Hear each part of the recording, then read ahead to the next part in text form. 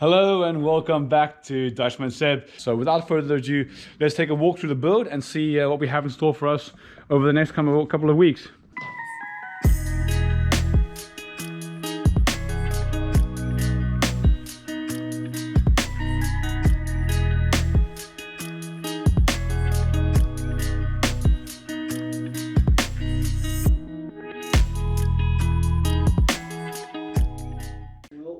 Alright, day one of installing parts. We've got a new fuel filter that goes inside the pump, inside the fuel tank.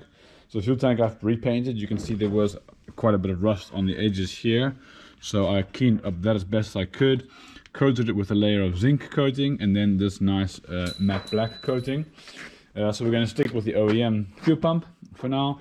Maybe in the future we decide to do turbo and then we're going to do a fuel upgrade. But for now, we'll just keep everything stock. Got your fuel filler neck that goes from the outside to the inside of the tank. We've got our handbrake cables here. We've got some ABS lines by the looks of it, or these fuel lines. I think probably it's all fuel lines here. Then we've got more lines sitting over here. So this is my old crusty, rusty lines. And luckily Don has everything in stock. And he's got a nice, newly salvaged lines that we're going to replace it with. So no more rust, no more broken parts to worry about. So yeah, it's quite a nice thing that we can use. Don is busy working to prep out all the threads and cutting all the threads again, because everything has got a layer of epoxy coating. The whole car was dipped into a bath of epoxy coating to protect this frame from rust again. And then they've painted it with this paint saver black, like rough texture for the stone chip protection. But yeah, every thread hole has to be cut again because it's all covered in paint. It's like Loctite, so you can't get a bolt in there. And of course Don has put lubrication on all the bolts again, so that you can remove it again later on if need be. That's one of the issues with the cars when they're built in the factory. They just smack the bolts in there without any lubrication, so they usually seize to get them out again and break off, and it's a nightmare. So when you are rebuilding a car, you always want to lubricate all the bolts. So that's the task for today, and we'll see how far we get. So day two, we've got the rear subframe ready to be received by the engine. We're going to mate the rear subframe back again with the car. So we've prepped the underside of the car, making sure that all the scratches from any kind of damages have been touched up with this like textile paint saver that they call. So every little seam, every edge has been retouched up again with some paint, so it's all spotless, all cleaned up again. We've had the brake lines and the fuel lines installed, and the Fidela, the modulator to regulate the brake distribution, it's all been reinstalled. All the lines have been put back in. The handbrake cables have been put back in again. So we've connected up the fuel tank, so the fuel tank's gone in. So we've bolted that up in there again. Just made sure that everything was just clean and tidy and not looking like it had any kind of damages from sitting around for too long. Main crash bar's gone back at the back side there as well. So we're ready to go and put on the subframe. So there's really cool collar kits that Don actually manufactures. He does these like alignment collar kits for the rear subframe because the holes are quite big. So this is like an alignment kind of piece that goes inside there, and that ensures that your subframe is correctly aligned. It helps a lot with your wheel alignment at the back to make sure that you're getting good alignment. So that's going to help us quite a bit. I've also had a couple of parts cleaned up. So all of this has been cleaned up. The brackets like this has been painted and cleaned up again. Went and cleaned up the brake booster, the ABS pump. So it's all been polished and cleaned up.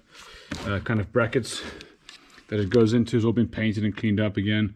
So just small work, touch up here. You can see we've laid out all the parts along here. There's like 1,000 jigsaw puzzle pieces that has to go back into the car.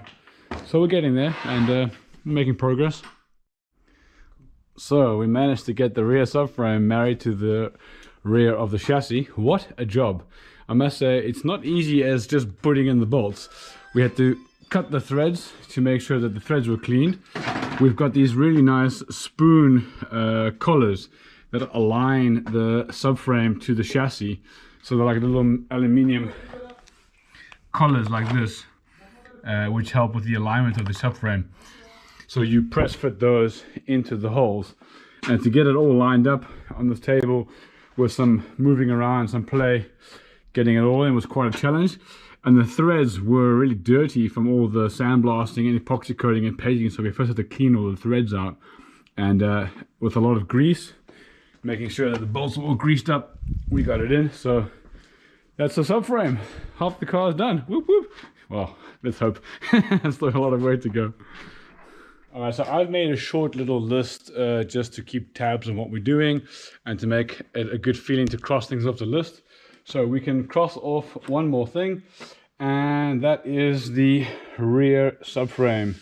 So I've gone through all the items here on the list already, so maybe I'll just run through them with you quickly. Fuel tank, fuel filler feed, fuel lines. The fuel filter we've done in the fuel tank, so that one can also go off there as well. So we've got a new fuel filter on the tank. Brake lines are in. The brake booster I've cleaned up earlier today, needs to still go in. The ABS block I've cleaned up earlier, needs to go in. The left front wheel sensor we've replaced with a second-hand part that I sourced from America. Brake pedals, I've got them all lined up over there, so those need to go in still. We need to bleed the brakes afterwards. Wiring harnesses for the interior, the ECUs, the SOS unit for the airbags, and then we go through all the parts that Don's done here in the past. Rear diff mounts or new hard race, rear axles with hard race bases. You've seen those in the half shafts or the hard race parts. The rear hubs with new bearings have been replaced, which we saw in the video earlier. The rear camber arms, new hard race arms, new lower control arms. Those have all been replaced with hard race bushers. OEM sway bars have been replaced with hard race linkages. New hard race toe arms have also been replaced, and the new hard race ball joints to fit into the hubs. And then we've got page 2 to have a look at what's next.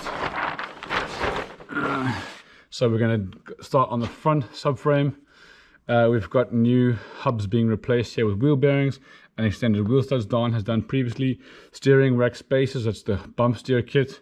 Hard race camber kits for the top OEM sway bar. Hard race engine mounts needs to go back on.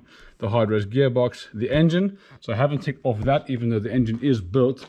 There are a couple of bolts that are coming back from the galvanizing that needs to go back onto the engine, and then that can then be married onto the front subframe. So then that can go in onto the front. And then we go to the service of the engine. So that's when the engine's in the car. You know, all the additional things, valve adjustments, water pumps, oil filters, oils, gaskets, valve cover. Don will do that all before it goes onto the subframe. We've removed the bumpers so we can get onto the crash bars. So the bumper rail for the front needs to go on, and the crash rail for the front needs to go on still. Headlamp brackets, we've got new brackets over there in the corner. Install the windshield washer reservoir. We need a solution for that because the windshield washer actually sits here and it is not going to fit with the body kit. So I need to find a solution for that. And that's what the original washer fluid bottle looks like. It also includes the washing fluid for the headlamp sprayers, which we're not going to use anymore. So I need to find an aftermarket bottle that fits in here. So that needs to come up with a nifty solution. We need to install the exhaust with custom welding to be able to fit through the bumper. We need to do the interior, dashboard, and the heater, seats, doors, locks, and windows. So that's quite a lot of work to go. So we still have some work cut out for us for the next few days. So I've already started stripping the old doors, all the old rubbers, stoppers, the lock mechanisms, the window regulators, the rubbers, speakers. All of this is going to go over onto the carbon doors. I think I started on the right side already. So here you can see like the latch going on, the rubber stoppers, the thread holes for the threads to go back in, the window regulator with the piece that goes up there for the window, the little triangle piece there. And there you can see like the little window trim that goes on top there. So we're getting there, slowly but surely.